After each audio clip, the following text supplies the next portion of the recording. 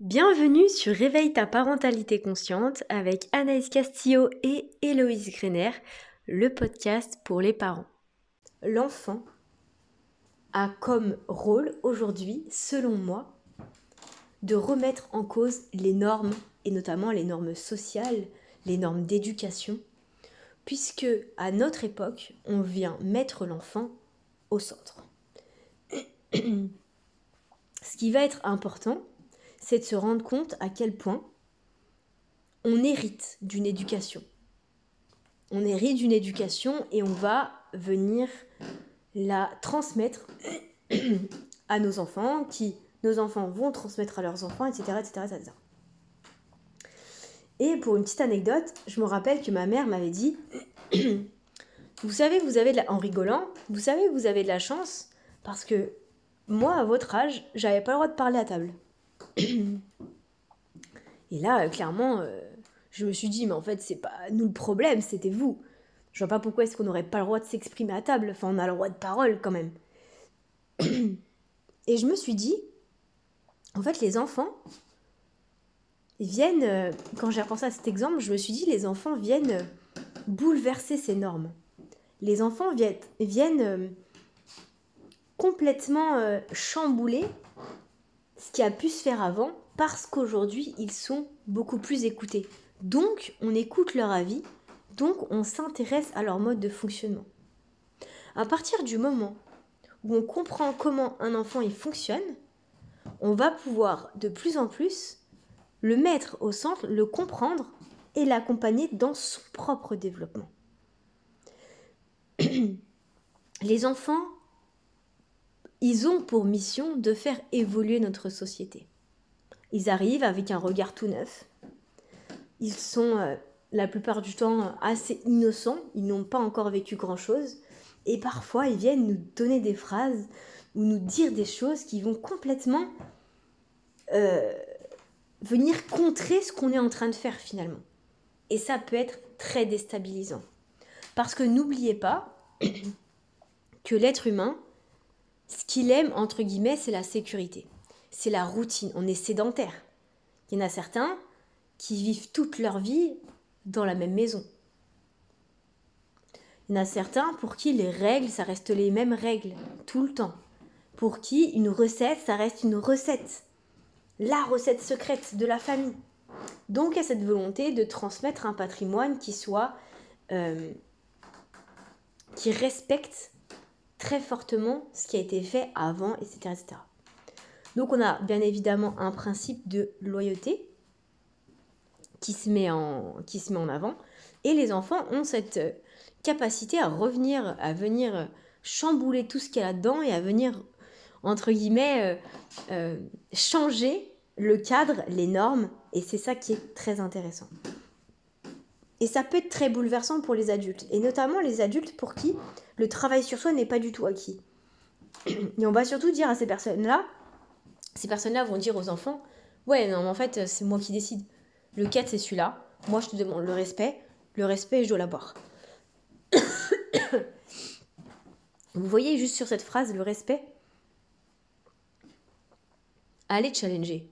En fait, c'est quoi le respect pour moi ? Concrètement, vous demandez à un enfant, qu'est-ce que c'est le respect ? Je suis sûre qu'il n'a pas la même vision que vous du respect.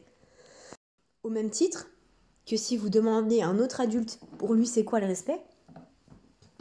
Je suis sûre que soit il n'a pas la même définition que vous, soit il ne va pas en profondeur sur ce qu'est le respect. Donc ce qui va être intéressant, c'est aussi de venir mettre des définitions précises sur les termes. Et un enfant, par exemple, sur le terme de bêtise. Par exemple, ça je l'ai vécu plein de fois, vous dites à un enfant, ouais, moi quand j'étais à l'école, je me faisais punir parce que je parlais trop, ce qui est toujours le cas aujourd'hui. Hein. Les enfants peuvent se faire punir parce qu'ils dérangent le cours et qu'ils parlent trop. Les enfants, pour eux, ce n'est pas une bêtise. Ce n'est pas un problème, on a le droit de parler. Donc tout ça pour vous dire que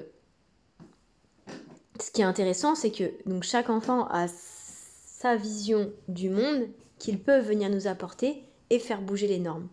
Et c'est ça qui est très compliqué dans les familles, c'est que plus les enfants ont de la place, plus ils s'autorisent à dire ce qu'ils pensent, à faire ce qu'ils ont envie de faire, et plus ça vient heurter les normes de la valeur et les valeurs de les normes de la famille, pardon, et les valeurs de la famille.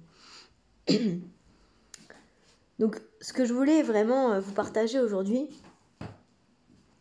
c'est le fait que dès que vos enfants vous déclenchent, dès qu'il y a quelque chose qui ne vous convient pas, c'est potentiellement qu'ils sont en train de venir faire bouger les normes. Et c'est très compliqué, lorsque l'on est adulte, d'accepter qu'un enfant qui n'a pas beaucoup d'années de vie vienne bouleverser ce qui nous a été transmis, nous, et ce que l'on porte depuis tant d'années. Plus on apprend à être flexible, plus on apprend à être ouvert, plus on apprend à se connaître,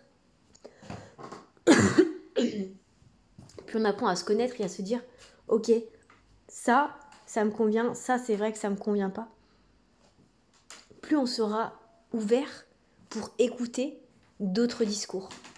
N'oubliez pas qu'un adulte qui va vous donner un discours et un enfant, votre enfant, qui va vous donner exactement le même discours n'aura pas du tout le même impact sur vous.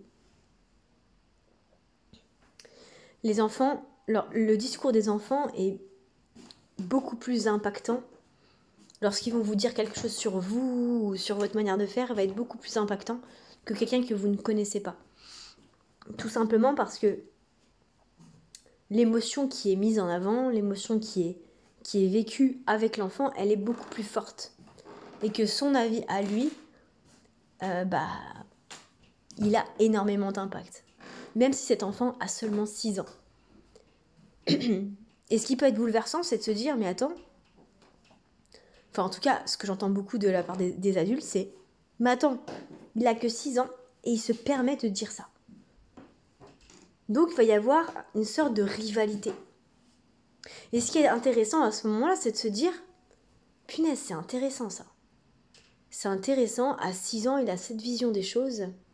En quoi est-ce que je suis d'accord avec lui et en quoi est-ce qu'il dit, là ça me correspond pas.